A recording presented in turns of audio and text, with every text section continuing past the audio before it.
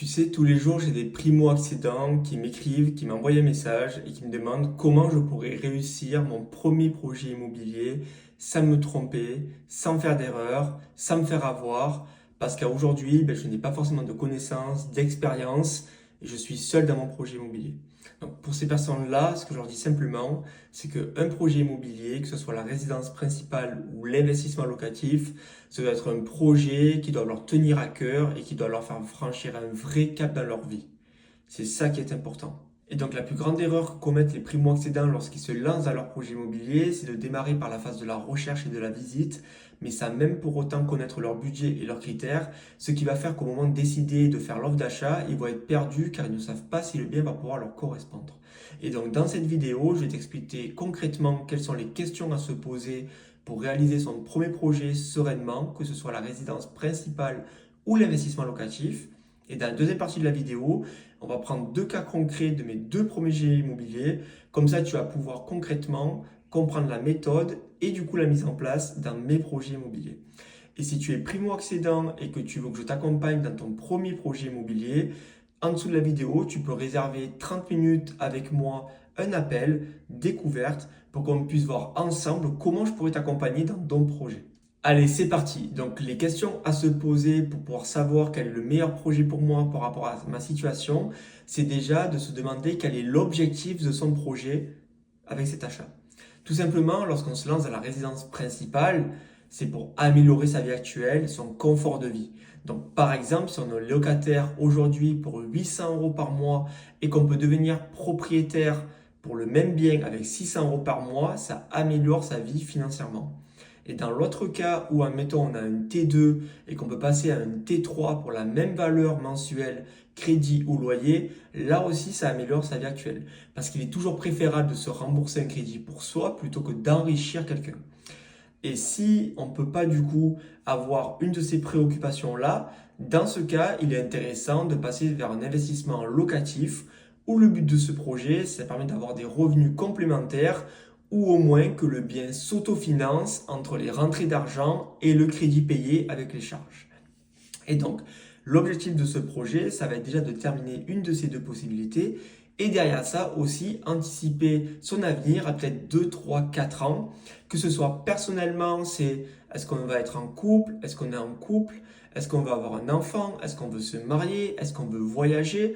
C'est important pour prendre l'abcès du coup, localisation du bien si on veut faire cet achat-là ou sur l'aspect financier.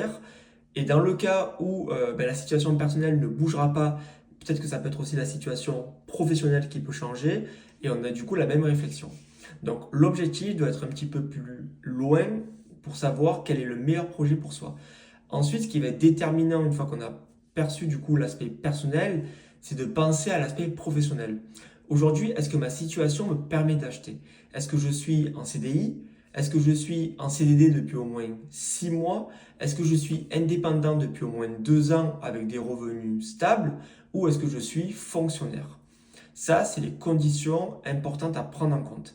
Et pareil, est-ce que ma situation va évoluer? Est-ce que je vais avoir un changement de travail, une évolution de poste, d'augmentation de salaire? Voilà, qu'est-ce qui peut se passer dans ma situation professionnelle? Et ensuite, la dernière, c'est la clé, c'est la partie financière. Alors aujourd'hui, entre mon épargne disponible, quelle est mon épargne disponible, quel est mon rythme de vie, est-ce qu'aujourd'hui j'arrive à mettre de l'argent de côté ou je suis un petit peu plus en difficulté financière? Est-ce que je peux avoir de l'apport à allouer à mon projet? Dans ce cas, quel serait l'apport que je pourrais mettre? Et la dernière chose, c'est est-ce que j'ai des crédits en cours ou pas qui pourraient du coup me réduire ma capacité d'emprunt? Et aussi, de quelle manière j'épargne. Ça, c'est important d'avoir une situation globale de sa santé financière. Parce que tout simplement, les banques demandent trois conditions pour pouvoir être finançables. La première, c'est d'avoir une situation du coup professionnelle stable. Comme je l'ai dit, CDI idéalement, fonctionnaire. Ensuite, c'est point de vue financier, c'est d'avoir au moins 10 000 euros d'épargne de côté, dans le sens où avec la résidence principale, on peut obtenir du sans-apport, mais tout de même, il va falloir prévoir environ 5 000 euros de frais dans son projet, entre les frais de dossier, les frais de garantie, les frais annexes et potentiellement un petit peu des frais liés à la garantie au notaire, il va nous rester environ 5 000 euros d'épargne de côté. Et ça, c'est le minimum à avoir. Ça, c'est important de le prendre en compte. Et donc, ce qui est intéressant par rapport à ces critères financiers que demande la banque, si demain on veut réaliser plutôt un projet de résidence principale et qu'on peut obtenir aujourd'hui du sans apport, alors sans apport ne veut pas dire 0 euros. Dans le sens où on va tout de même mettre des frais de dossier, des frais de garantie, des frais annexes et potentiellement quelques frais de dépôt de garantie au notaire, on va compter tout de même environ 5 000 euros de frais. Et donc, si on a 10 000 euros d'épargne de côté pour son projet, il va nous rester la moitié en épargne de sécurité. Et dans le cas où on choisirait l'achat de l'investissement locatif, ce qu'il faut bien prendre en compte, c'est que la banque demande au minimum les frais de notaire. Donc sur un bien à 100 000 euros, il y a à peu près 8 000 euros de frais de notaire. Sur un bien à 200 000, c'est à peu près 16 000 euros. Donc on comprend bien que la capacité de financement n'est pas la même et ça ne demande pas le même apport. Donc déjà, en fonction de ces projets, ça peut nous diriger vers un de ces deux projets. Maintenant qu'on a fait du coup la partie théorique, on va rentrer dans mes investissements. Donc là, je vais te montrer mes deux investissements. Comme ça, c'est deux projets différents et ça va permettre de pouvoir t'aider à choisir l'un de ces deux projets pour toi. Alors, mon premier achat immobilier, je l'ai réalisé en 2021, après le Covid. J'en ai profité durant le Covid de me former pour avoir des connaissances. Et ensuite, j'ai tout de suite franchi le pas. Alors, ma situation était que j'étais logé gratuitement chez mes parents. Donc, ma situation était assez confortable. J'ai pu mettre de l'argent de côté durant quelques années.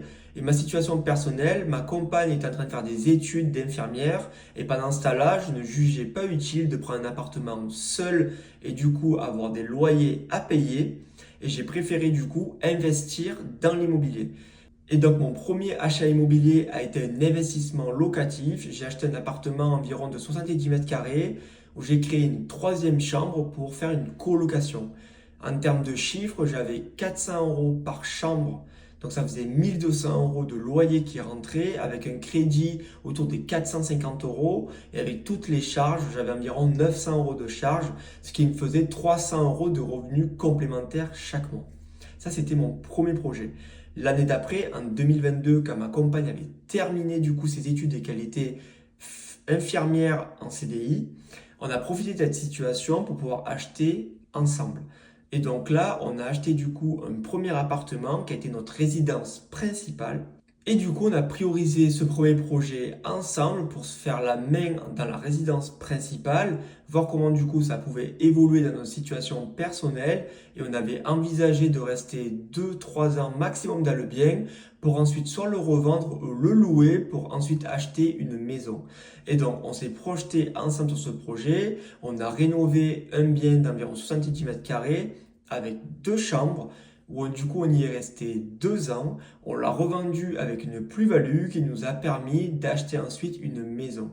Donc voilà comment ces deux premiers projets immobiliers différents, résidence locative et résidence principale, ont été faits en fonction de mes objectifs personnels, professionnels et du coup ma situation financière.